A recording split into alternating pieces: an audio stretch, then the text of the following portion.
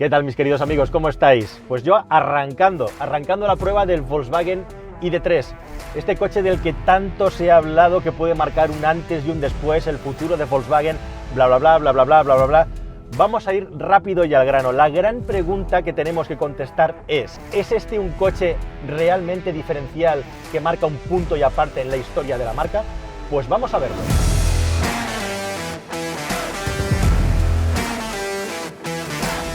Es espectacular. Y la gran pregunta es por qué Volkswagen ha decidido hacer esto. Vale que te lo compliquen y te pongan un conmutador, pero al menos que funcione bien, ¿no? De verdad os lo digo, es un vehículo con una capacidad para hacer una conducción deportiva impresionante.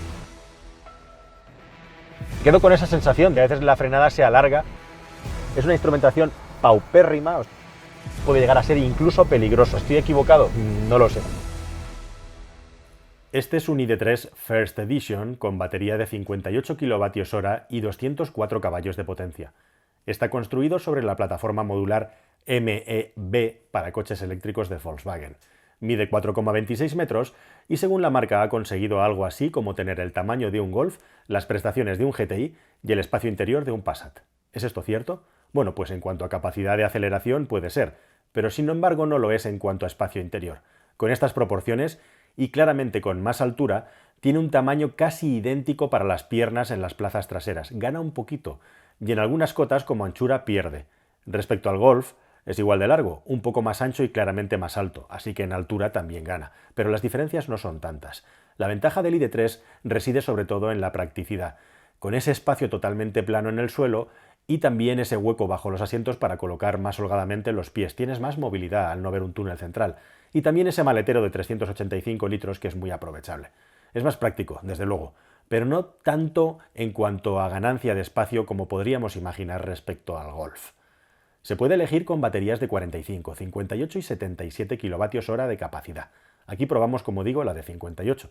La de 77 pierde la plaza central por un tema de espacio y peso legal máximo. Y cuando llegue la de 45, combinada con un montón de motores que tiene hasta 5 potencias, con la menos potente, la de 126 caballos, se supone que podremos comprar uno por menos de 30.000 euros. Estas primeras unidades que estamos probando, sea cual sea las dos versiones de equipamiento, pasan de los 40.000 euros. Es un coche llamativo, con muchos detalles de diseño que hay que explicar bien. Esa idea de intentar hacer un coche diferente para una línea de producto que quizá al final es una marca ID, se transmite también en el interior. Un interior con un diseño bastante especial, que en esta versión First Edition además tiene este acabado de color blanco, con este plástico blanco que veremos cómo aguantaría el tiempo en lo relativo a la suciedad. Pero ya veis este puesto de control del coche, este puesto de la instrumentación totalmente orientado hacia el conductor, que tiene dos características principales. Esta pantalla de 10 pulgadas, que además es capaz de detectar los gestos y sobre la que os voy a hablar ahora en un momento, y sobre todo lo que más me llama la atención y el factor diferencial, como veis, es este mazacote integrado en el que tenemos volante más pantalla de la instrumentación.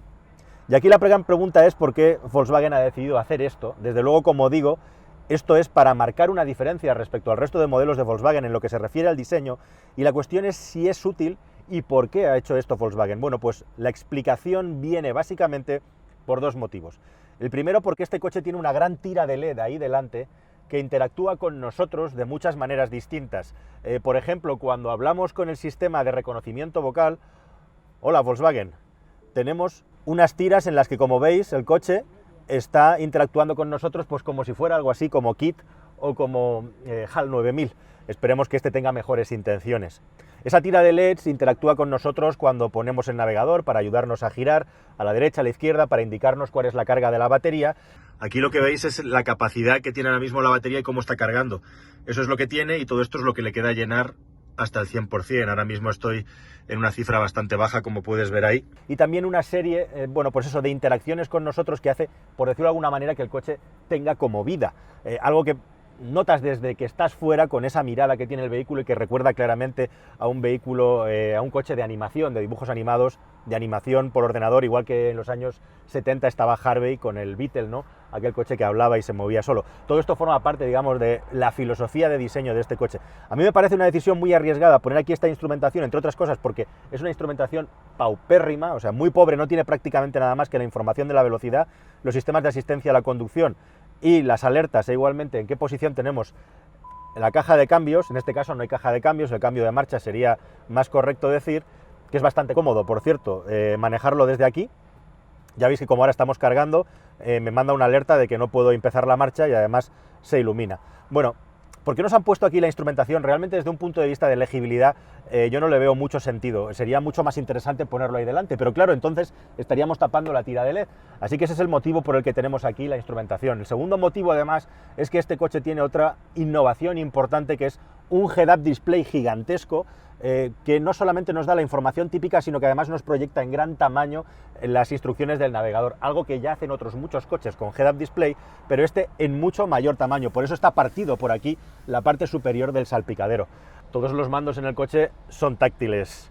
Aquí lejos de mi alcance están los mandos de la iluminación, los mandos del volante y los mandos de la pantalla principal, con este sistema para la calefacción que ya hemos visto en el Golf y en los Hermanos, en el que puedes tocar los botoncitos o deslizar el dedo tanto para la temperatura aquí como para el volumen del audio. Igualmente ocurre con el volante, los mandos son táctiles pero igualmente son físicos. Si yo deslizo el dedo voy a subir el volumen y si lo paso hacia el lado contrario lo quito. Aunque podemos pulsar, como veis tiene capacidad para ser pulsado y de hecho en función de cómo lo pulsemos, por ejemplo, en el control de crucero adaptativo vamos a subir de 10 en 10 o de 1 en 1 kilómetro por hora. Es un sistema al que hay que habituarse, especialmente los mandos del volante, ya que a mi juicio es difícil de ser preciso a la hora de tocarlos. Es errático, seguramente soy yo que lo hago mal, pero no he conseguido habituarme. Igualmente tenemos la posibilidad de cambiar la forma en la que visualizamos la pantalla, que no tiene nada especial porque básicamente lo único que hacemos es aumentar o disminuir el tamaño del sistema de asistencia a la conducción. Como veis tenemos un poco de información, carga de batería, velocidad, cinturones, el ADAS básico, puertas abiertas y las direcciones del sistema de cambio de dirección en la marcha. Y luego la pantalla principal, que es una pantalla que además tiene la capacidad de reconocer gestos y que tiene además 4 accesos rápidos. Tenemos el menú parking, el menú climatizador, el menú de asistencia a la conducción y el menú modos de conducción. 4 modos de conducción, yo normalmente lo llevo en eco, o sea, si quieres más velocidad pues pisas a fondo y ya está. Realmente el modo Sport no le veo mucho sentido. Yo ahora mismo lo tengo colocado en el punto de carga, no voy a cometer el mismo error que antes, que hemos abortado la carga, porque el coche recomienda no pasar del 80% normalmente, yo lo tengo al 100% ahora, porque vamos a meternos en una carretera de montaña a grabar, y si no utilizamos el control por voz, que funciona pues más o menos como en el resto de coches de la marca, o sea, a veces mejor, a veces peor, no es un sistema de control por voz que tenga especialmente mejor resuelto el asunto, cosas tan sencillas como cambiar una emisora de radio, o se lo pido al control por voz, o si no, pues estando como estoy en el menú de carga, me voy a tener que venir al menú principal, darle a radio multimedia y elegir la emisora de radio que quiero escuchar, o simplemente cambiar al teléfono móvil a multimedia aquí seleccionando mi Bluetooth. Bueno, la otra manera de hacerlo, como digo, sería utilizando el control por voz. Quiero escuchar Radio Nacional de España, Radio 3.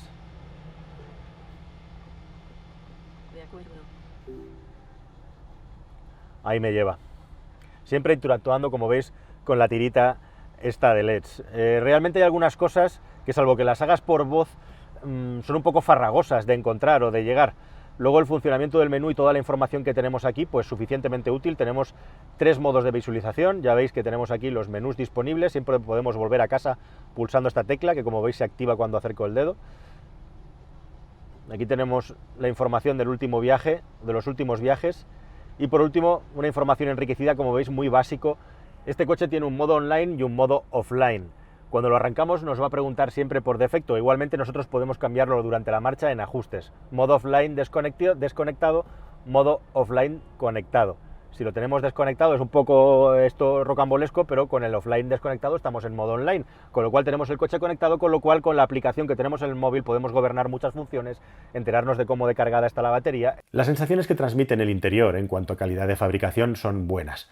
No así el uso de los materiales. Es un uso corriente y en algunos casos claramente inferior al de coches de la marca que valen lo mismo o parecido, o incluso menos.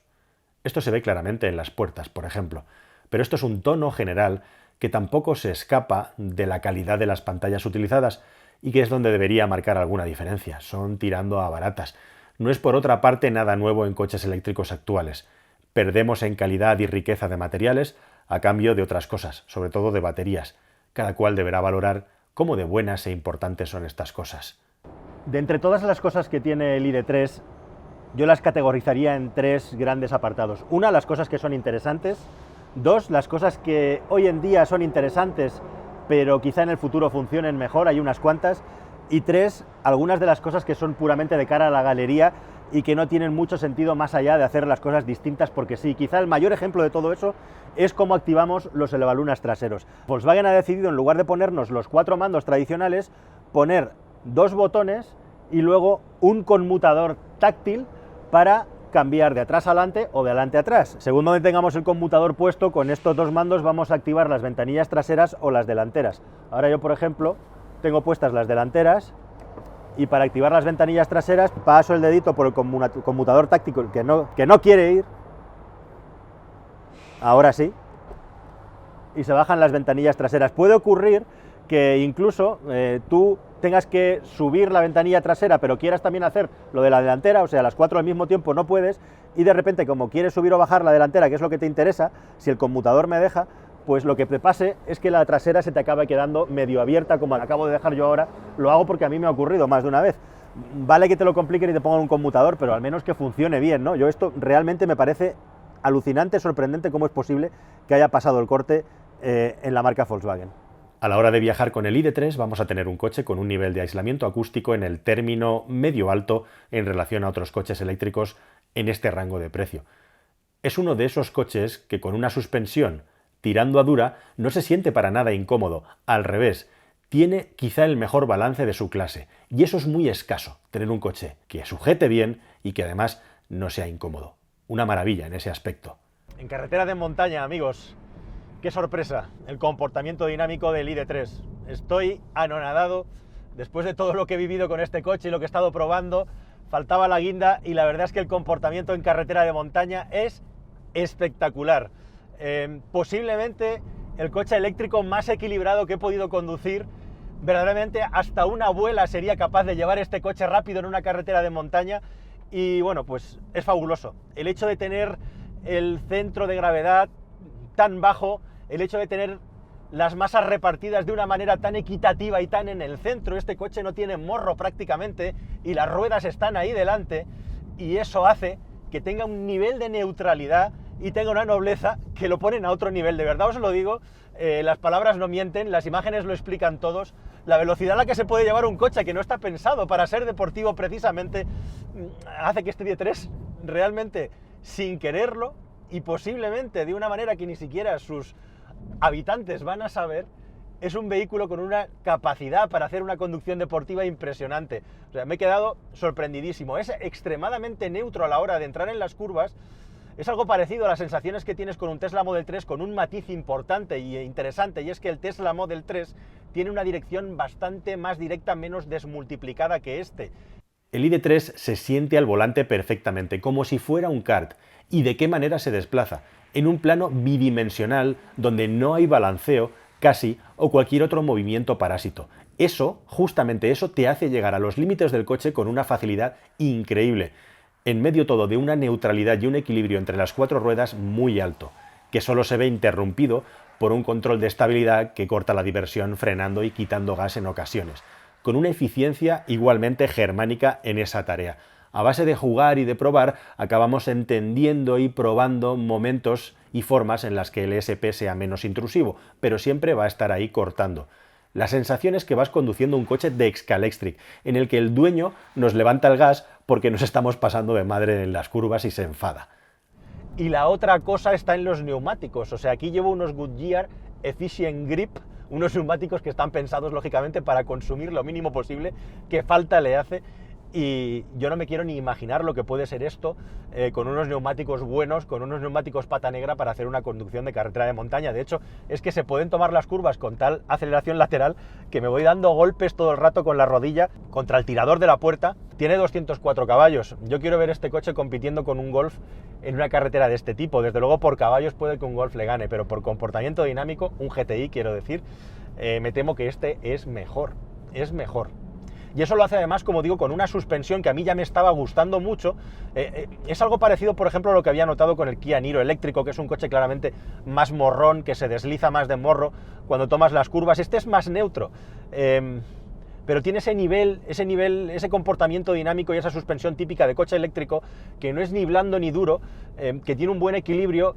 Y en este vehículo, pasando por los baches de referencia que todos tenemos y por los guardias tumbados, lo que noto es que tiene una capacidad muy buena para absorber las irregularidades sin ser un coche fofo, sin ser un coche blando, sin ser un coche que balancee excesivamente.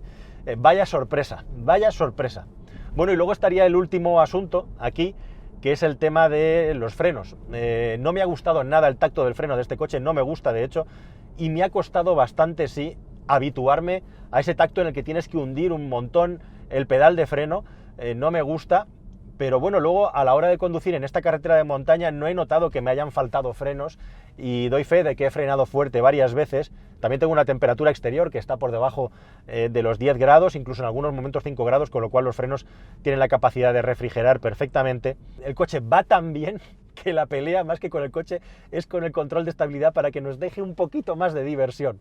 La verdad es que bravo, impresionante, qué bien me lo he pasado conduciendo este ID3 en la carretera de montaña, porque entre otras cosas no tenía ni idea de que esto iba a ser así, y cuando las cosas son por sorpresa son doblemente buenas. Este chasis es la misma base que va a tener el Cupra Elborn, el vehículo que finalmente va a salir bajo la marca deportiva de SEAT y que se va a comercializar próximamente. Este coche, con más deseo y más enfocado hacia la conducción deportiva, teniendo en cuenta lo bien que va este, puede ser una auténtica referencia en cuanto a vehículo deportivo eléctrico, sabiendo, como digo, de lo que viene, y una vez que he tenido ocasión de probar el ID3. Va a ser muy interesante ver hasta dónde es capaz de llegar el Cupra Elborn. Estaremos atentos. Y lo menos favorable aquí, por supuesto, son los consumos y lo que queda en el debe del ID3. Me ha estado gastando de una manera repetitiva entre 22 y 24 kilovatios hora a 120 kilómetros por hora. Los 24, 25 los he visto, pero con unas condiciones de aire tremendas que inhabilitan completamente esa cifra.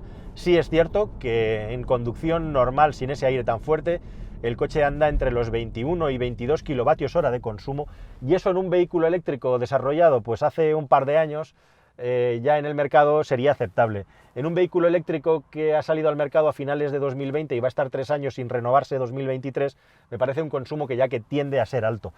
Y esto en parte puede estar explicado precisamente por la carrocería del ID3. Tiene este parabrisas delantero gigantesco y muy tumbado, pero si os fijáis, esta carrocería particular se parece un poco a la del Golf Plus, en el sentido de que parece como una especie de compacto que lo hemos convertido en un luchador de sumo, ¿no? Un compacto inflado y con un poquito de monovolumen. Al final todo esto se traduce en un CX de 0,27, y esa no es una cifra que pueda competir con los buenos sedanes que hay en el mercado ya, desde un CLA a un Mazda 3 sedán, pasando por supuesto por el Tesla Model 3, que en los mejores casos, en los eléctricos sedanes, estamos hablando ya de coeficientes CX 0,23, 0,22, 0,21, en fin, ahí tiene una desventaja el ID3, y se nota en los consumos en carretera, porque luego en ciudad y en circunvalación el consumo es bastante bueno y se adecúa bastante más y es bastante más parecido de lo que son los consumos de los buenos coches eléctricos. Así que hay un salto en este coche, no hay una continuidad, o sea, en ciudad bien, en carretera abierta mejorable. Este coche lleva el sistema EQ Lite de Volkswagen, que comparte con otros modelos. En esta animación puedes ver exactamente cómo funciona con otro coche de la marca que tiene exactamente las mismas características. Es un sistema que funciona muy bien y que permite regular la longitud y la anchura del haz de luz en función de la situación en la que estás circulando, ciudad, carretera o autopista. Y lo más importante, es capaz de encender y apagar LEDs de manera selectiva para formar zonas de sombra que, por ejemplo, no nos deslumbren cuando ponen las automáticas largas a la hora de enseñarnos las señales enmarcándolas, y todavía más es capaz de poner zonas de sombra en los vehículos que vienen de frente o a los que nos acercamos por detrás gracias a una cámara que los reconoce.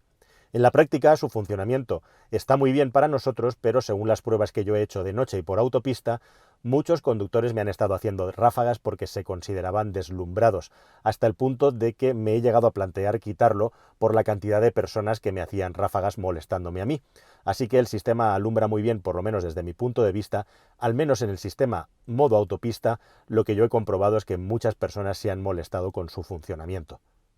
Una de las cosas interesantes que tiene el ID.3 y que funcionan bastante bien es el asistente a la conducción ecológica. Es algo que ya hereda de otros vehículos del grupo y de Audi, en el que el coche nos recomienda cuándo tenemos que levantar el pie del acelerador y pisar el freno. Pero es que además este ID.3 es capaz, gracias al GPS y a la cámara, de frenar él por él mismo, y también gracias al radar. Es decir, cuando ponemos el control de crucero adaptativo, lógicamente va a mantener la velocidad con el de delante y tiene la capacidad de detenerse en el semáforo y volver a arrancar pasados unos segundos. Si no hemos arrancado, nosotros tendremos que indicarle que arranque manualmente, en este caso con los pies, y el coche va a mantener la velocidad desde parado. Y funciona razonablemente bien. Había habido un momento, en un solo momento, en el que el coche ha acelerado cuando tenía uno delante. No he entendido muy bien por qué ha hecho eso.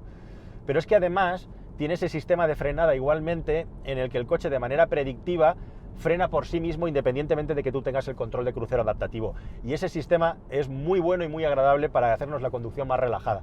Es una gran cosa que tienen muchos coches eléctricos ya. E incluso además el coche, aunque no tengamos el control de crucero programado, es capaz de adaptar la velocidad a lo que ve en las señales. Y esto también está bien, porque si nos despistamos el coche nos va a advertir frenando él. Aquí la única cuestión es que el coche se basa sobre todo en las señales, según he podido comprobar. Y esto quiere decir, por ejemplo, imaginad la típica situación en la que estamos entrando en un peaje, vamos desde 120 km por hora, lo he vivido en varios momentos, y en un peaje nos vamos a encontrar con una señal de 120 y luego una señal de 100 o de 80 y luego una de 60 y al final una de 40, y estas últimas señales están muy cerca, con lo cual al final el coche acaba dando unos frenazos porque lo hace a posteriori de haber visto la señal, que no se corresponden con la manera de comportarse del tráfico. Os digo además en añadido que poner 40 de velocidad limitada en un peaje cuando nos quedan todavía 400 metros para llegar al peaje es algo que nadie respeta, con lo cual puede llegar a ser incluso peligroso. Pero el coche sí es capaz de reconocer las señales y guiarte por la carretera solamente por los límites de velocidad que marcan las señales, con lo cual, bueno, pues tenemos ahí un plus de seguridad que bien utilizado nos puede ser muy útil. Este es un coche además que tiene un sistema de asistencia a la salida de carril que nos permite, además nos ayuda a meternos dentro del carril y a inscribirnos en la curva, lo habéis visto, y en teoría Volkswagen dice que tiene capacidad para llegar a un nivel de conducción autónoma nivel 3. Ahora mismo es un nivel 2, como todos los coches que hay en el mercado, porque no hay todavía legislación para pasar al nivel 3. Nivel 3 básicamente nos permite desatender la conducción durante un tiempo determinado, no mucho, pero durante un tiempo determinado, y la gran ventaja o la gran diferencia en el nivel 3 respecto al nivel 2 es que si hay un accidente ya la responsabilidad pasa a ser parte del fabricante, con lo cual aquí hay un salto tecnológico muy importante que todavía no está claro qué va a ocurrir. Ya había marcas como Audi que lo habían anunciado, pero al final se echaron para atrás y ahí nos hemos quedado. Posiblemente en 2021 empiecen a aparecer en el mercado los primeros coches con nivel 3. El ID.3 permite cargar a 11 kilovatios en una toma doméstica y hasta 125 en una pública a corriente continua. Son ambos buenos datos, especialmente en la carga rápida, para que el coche aproveche en el futuro la infraestructura de este tipo que se está instalando ahora y así no se quede obsoleto. Me hubiera gustado tener un mejor consumo en carretera para redondear estas buenas sensaciones. Y hablando de sensaciones, dejo el ID.3 con un sabor de boca muy bueno en la parte dinámica. Un sabor de boca normal, neutro, en cuanto a calidades interiores y de diseño del coche, ya os lo había contado antes, con cosas que me gustan más y menos, y en general con la sensación de que aquellas cosas más innovadoras me aportan más bien poco actualmente, entre otras cosas, porque cosas como manejar el vehículo con una app o que se pueda actualizar de manera remota ya lo tienen otras muchas marcas. El ID.3 se beneficia del enorme presupuesto de Volkswagen en materia de chasis y comportamiento dinámico. ¿Quién lo iba a decir? De esto no hablamos mucho, pero es el mejor coche eléctrico que he probado hasta la fecha en relación entre confort y dinamismo de marcha. Añade a la oferta de la marca novedades como que las actualizaciones justamente se pueden hacer de manera remota, algo a lo que Tesla ha empujado de manera brillante al resto de competidores. Es la interpretación de Volkswagen del coche de esta próxima década, tomando detallitos del pasado de la marca en cuanto a diseño e ideas que recuerdan a una especie de Beetle actualizado del siglo XXI. Su autonomía depende mucho de si salimos a carretera abierta o nos movemos en entorno urbano, y en todo caso veo realmente difícil de pasar de los 320-340 kilómetros de autonomía si salimos a carretera abierta con esta batería intermedia. Es sin duda un buen producto eléctrico, con detalles que cada cual deberá valorar en función de gustos, y definitivamente no me parece que lo que tiene de diferente sea revolucionario, lo cual no quita que deje de ser un coche interesante.